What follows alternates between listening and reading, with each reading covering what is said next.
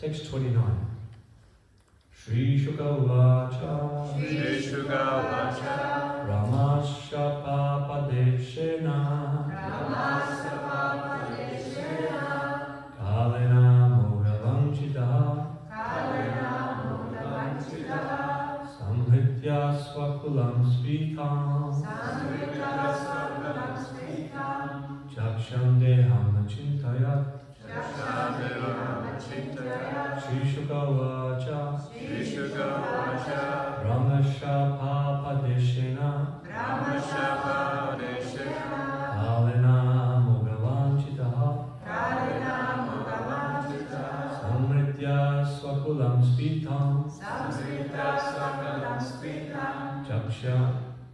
Chaksham Deham Chintayat Shri Shuka Vacha Ramasya Papadeshena Kalena Mogavanchita Samhritya Swakulam Svikam Chaksham Deham Chintayat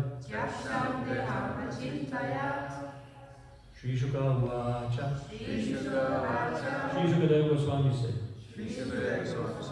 Ramashapa, cursing by the Brahmanas, Apadeshena, on the plea, on the plea by such a show, Kalena, by the eternal time, Amoga, unfailing, Vanchitaha, one who so desires, Samhritya, closing, Swakulam, own family, Spitam, excessively numerous, Chakshan, after giving up, Deham, the universal form, Achintayat, thought to himself. Translation by His Divine Grace, Srila Prabhupada. Shukadeva Goswami replied, My dear king, the cursing of the Brahmanas was only a plea, but the actual fact was the supreme desire of the Lord. He wanted to disappear from the face of the earth after dispatching his excessively numerous family members. He thought to himself as follows. Purport. In this verse, the word chakshan is very significant in relation to Lord Sri Krishna's leaving his body. Since he is the eternal form of existence, knowledge and bliss, his body and his self are identical. Therefore, how is it possible that he would leave his body and then disappear from the vision of the world? There is a great controversy amongst the non-devotees or Mayavadis about the mysterious disappearance of the Lord, and the doubts of those men with a poor fund of knowledge have been very elaborately cleared by Srila Jiva Goswami in his Krishna Sandarbha. According to Brahma Samhita, the Lord has many forms. It is stated therein that the Lord has innumerable forms, and when he appears within the vision of the living entities, as Lord Krishna actually appeared, all such forms amalgamate with him. Besides all of these infallible forms, he has his universal form, as manifested before Arjuna on the battlefield of Kurukshetra. Here in this verse, the word spitam is also used, which indicates that he left his gigantic universal form, called the Virat Rupa, not his primeval eternal form, because there is hardly any possibility of his changing his form of Satchit Ananda. This simple understanding is at once realized by the devotees of the Lord, but those who are non-devotees, who perform hardly any devotional service to the Lord, either do not understand this simple fact or purposely raise a controversy to defeat the eternity of the transcendental body of the Lord. This is due to the defect called the cheating propensity of the imperfect living entities. By practical experience also, it is seen, up to the present day, that the Lord's transcendental form is worshipped by devotees in different temples, and all the devotees of the Lord factually realize that the form of the deity in the temple is non-different from the form of the Lord. This inconceivable performance of the internal potency of the Lord is described in Bhagavad Gita 7.25. Naham prakasha sarvasya yogamaya samavridaha. The Lord reserves the right of not being exposed to everyone. In the Padma Puran, it is said, Ata Shri Krishna Namari Navavet Krayam Indriyaya. The name and form of the Lord cannot be perceived by the material senses. But when he appears within the vision of the mundane people, he assumes the form of the Virat Rupa. This is an additional material exhibition of form and is supported by the logic of the subject and its adjectives.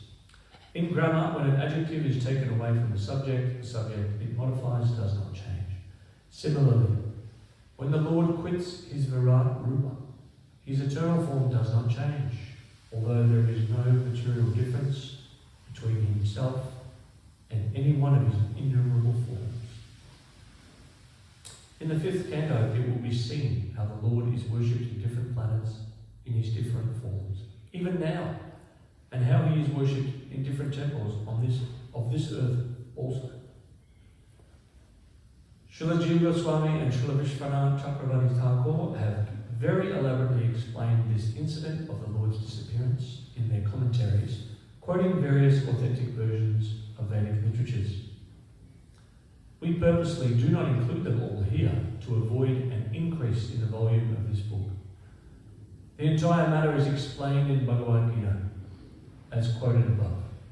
The Lord reserves the right of not being exposed to everyone.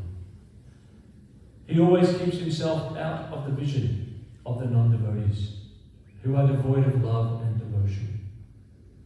And thus, he puts them still further away from the Lord. The Lord appeared on the invitation of Brahma, who prayed before Kshirodakashaya Vishnu, and therefore when the Lord appeared, all the forms of Vishnu amalgamated with him. And when the mission was fulfilled, all of them disintegrated from him in the usual course. Om Jnana Timirandasya Shlakaya Chakshurvridhamye Tasmai Shri Gurave Namaha. Jai Shri Krishna Chaitanya Prabhu Nityananda Shri Advaita Gadadhara Shri Vasari Gaur Bhaktivinoda.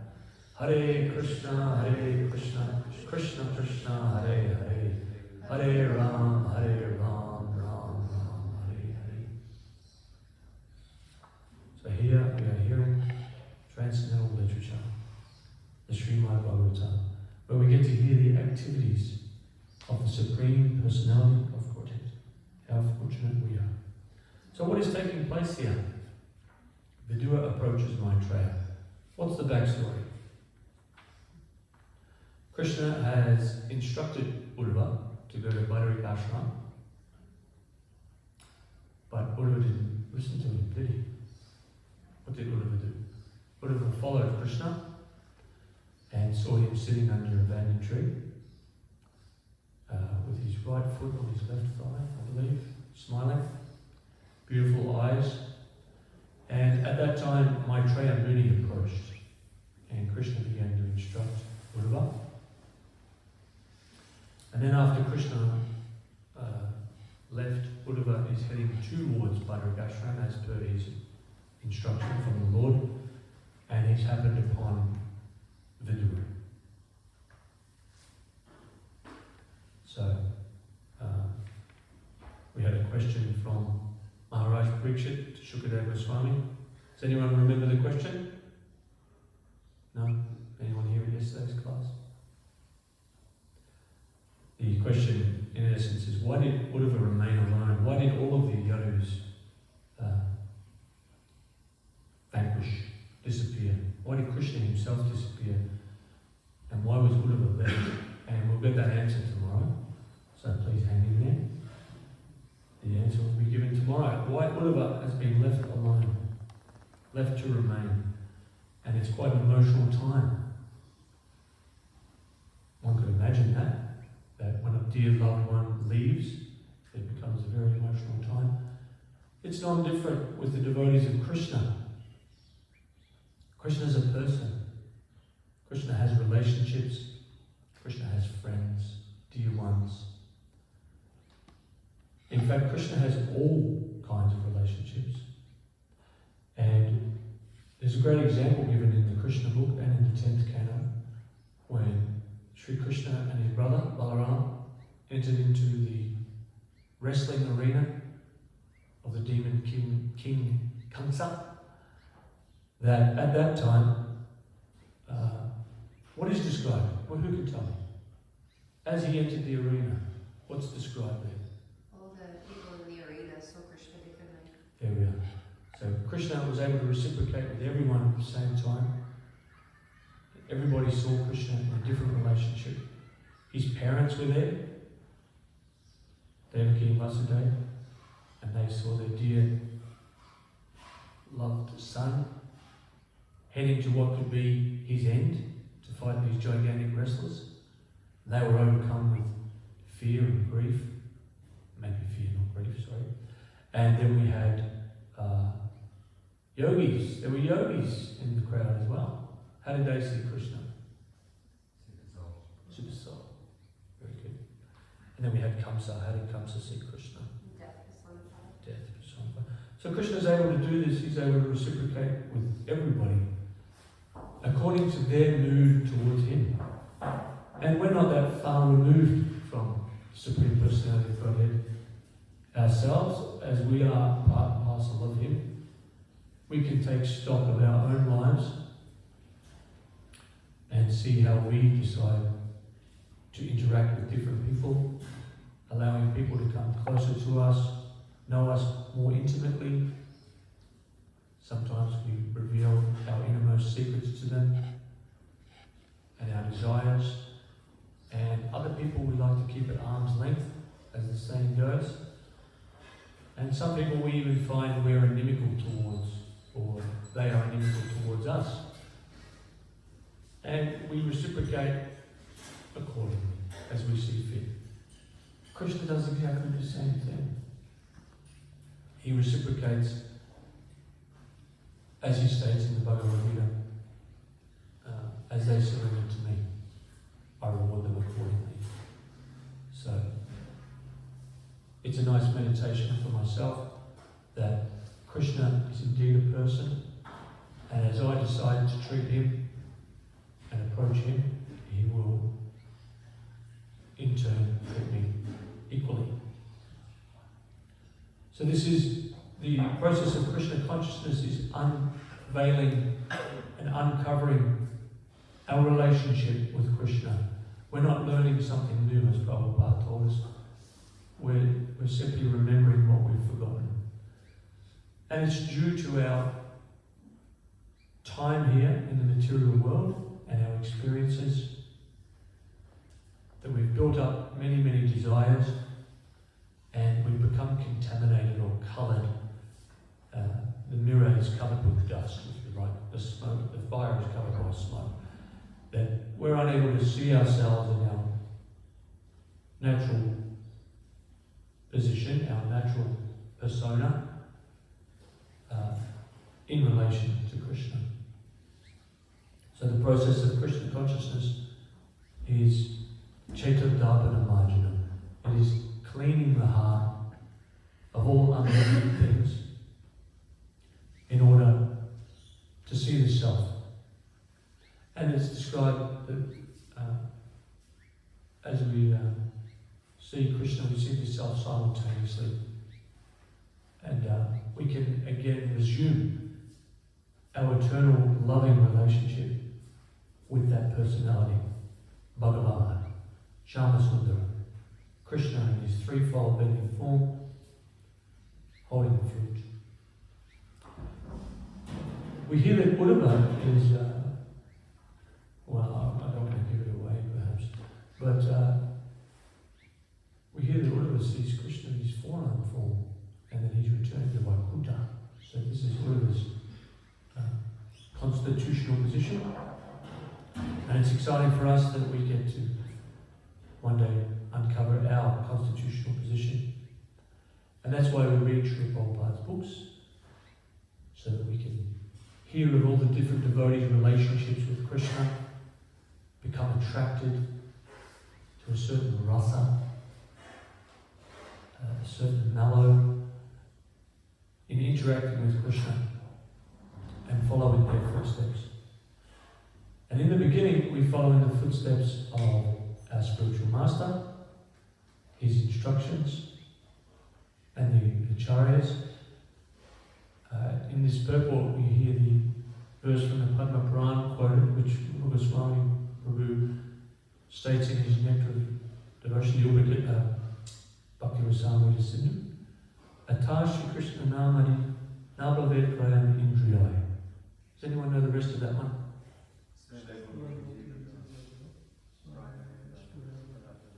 Very good. So with our blunt material senses that we have acquired, we're not able to perceive this Saschidananda Vigraha,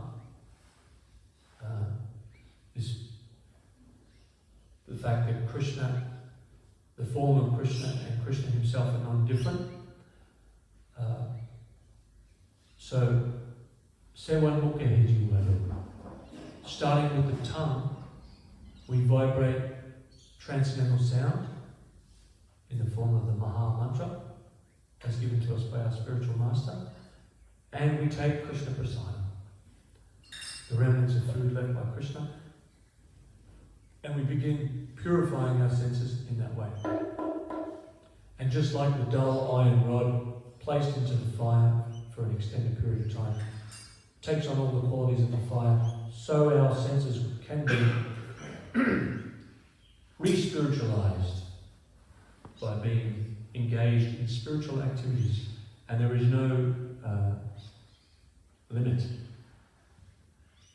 to spiritual activities that we can participate in, especially here at New Govardhana. There's plenty to do. And we're so fortunate that we are able to engage our vision in such beautiful forms of the Lord. We're able to hear the kirtan, chant in the kirtan. You'll see devotees giving each other's hugs. I'm very fortunate I get to massage devotees. And we walk to the temple, smell the incense. We have the great example of Ambarish Maharaj to follow in as well. And this is the simple process that we have. Hear and chant about Krishna, remember Krishna, offer your prayers to Krishna. And gradually, all of our senses become re-Krishnaized, purified, spiritualized, and we can perceive Krishna as he is. So Krishna reserves the right to be known. And here we're hearing reference to the Mayavadis, who are saying, just see, Krishna is just an ordinary man. He dies like everyone else dies. And he leaves the body just like everybody else leaves the body. And this is Krishna's great mercy, is that he's reciprocating even with them to fulfill their desires, albeit maybe not so blissful, not so spiritual, but he's able to do that and at the same time give enlivenment to his devotees. This is Krishna's great ability. He's able to achieve many, many things at once. Krishna coming to the material world is for two reasons. What are they? Protect your voice.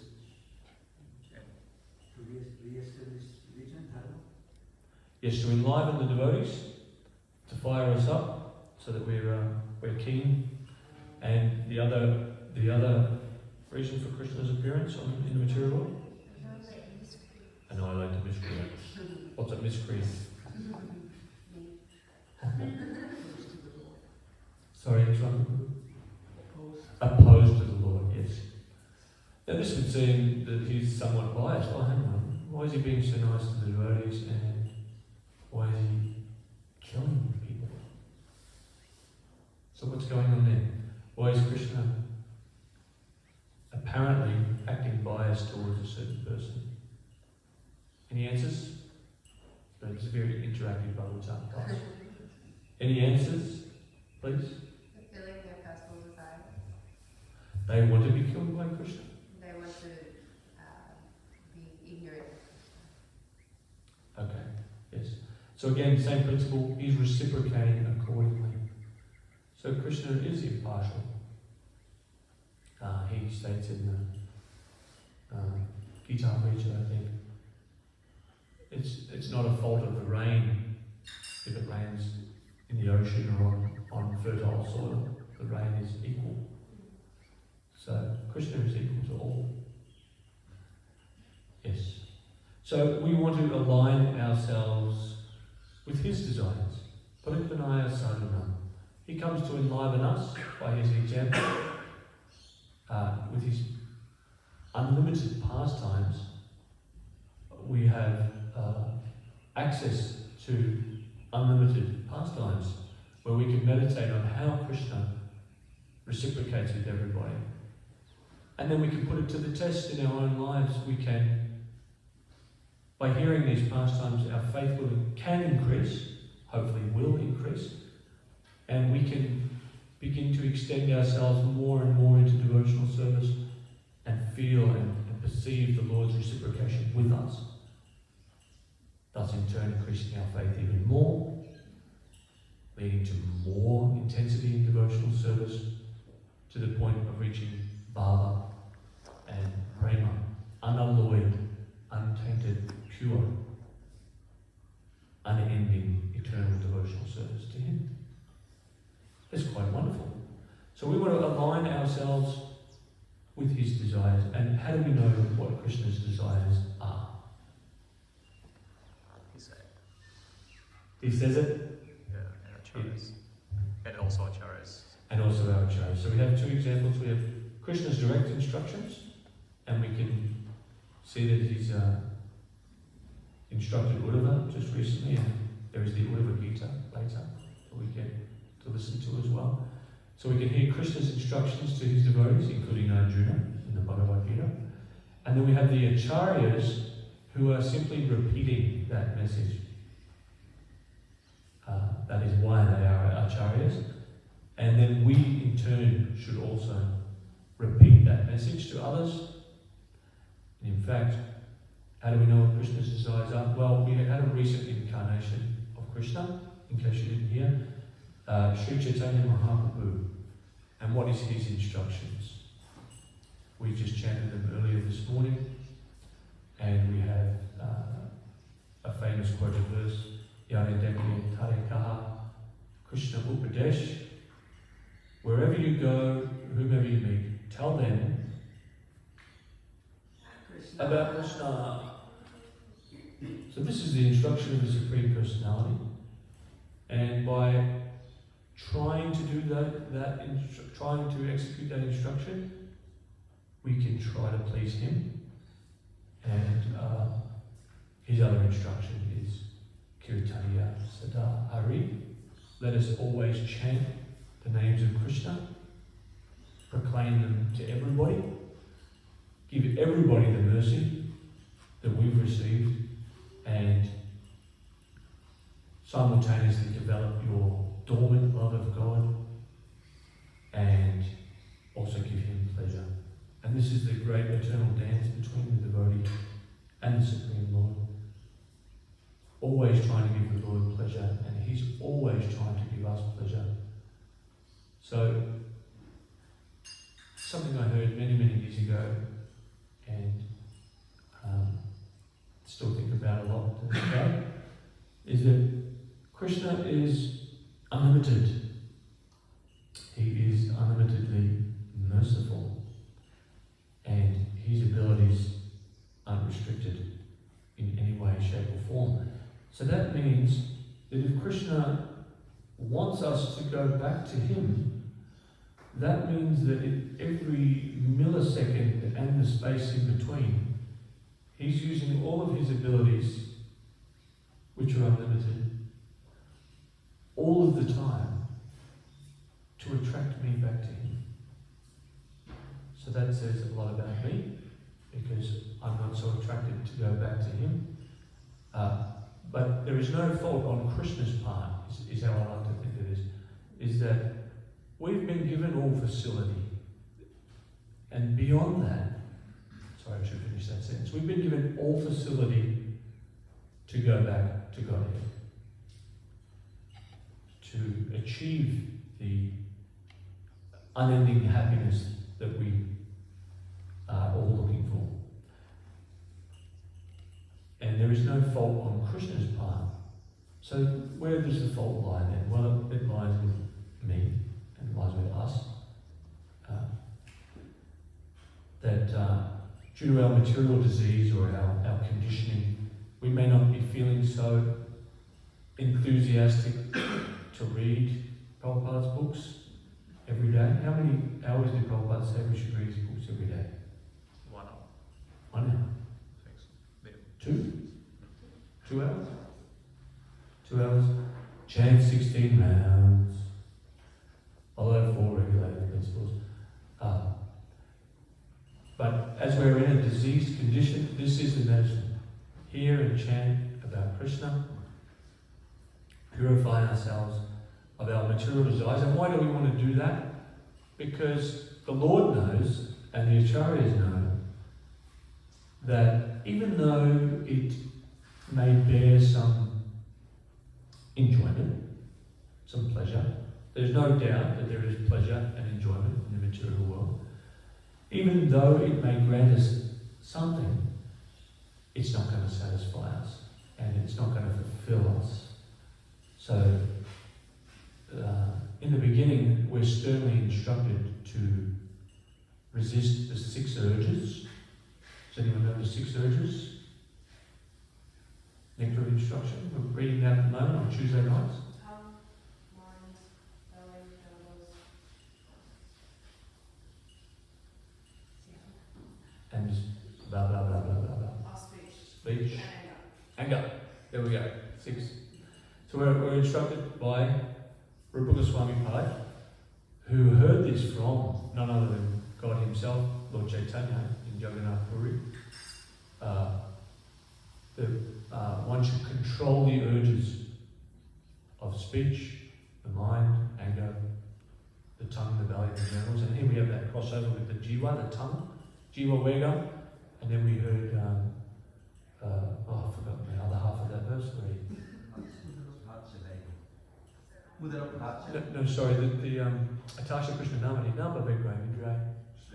Sevan Mukhe Jiva. There's jiva again, tongue. So we control the urge of the tongue, and then, is that all we do? Control, restrict, stop, Hare Krishna. No, we also engage it. And this is spiritual life. There is no vacuum for our senses. There is no...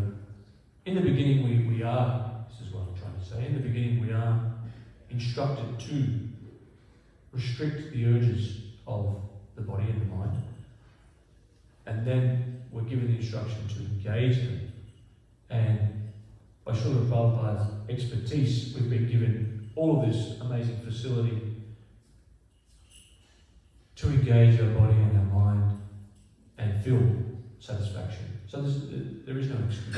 There is no excuse. So when that alarm goes off at 3:30 or 3:45, we should leap out of bed, come to the longer line. We get to chant, we get to see Krishna, we get to hear transcendental literature, and then shortly after we get to eat Krishna prasadam, and then there's a whole range of activities throughout the day, including cow protection and here at New Govardhana, growing food that we can offer to the deities, preaching to those who come to New Govardhana Krishna village. So we're very fortunate. So we're instructed to restrict the senses, we're instructed to avoid 6 vices, and then we're instructed to engage in 6 virtues. So here we go. 6 things I should be focusing on. And then 6 loving exchanges. We live in a beautiful community of devotees worldwide. We'd like to welcome Kali Krishna Prabhu and His Grace Hari Sora Prabhu and Rasarani's family. So we live in this international society of Krishna consciousness, and we can engage in these activities day in and day out and talk about Krishna to no end, because there is no shortage of topics about Krishna and his pastimes, and then we can derive great satisfaction and this bliss that we're searching for simply by following Srila Prabhupada's guidance and our spiritual master's instructions, and go back home, back to Godhead. So I'd like to stop there. Does anyone have any questions or comments or some additions, please?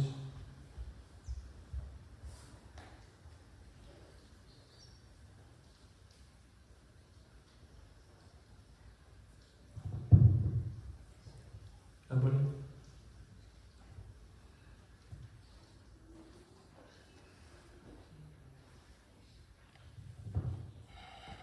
Okay then. It is 8:15, so we've got a little bit of time before breakfast. Jai Srila Prabhupada ki jai, Srimad Bhagavatam ki jai.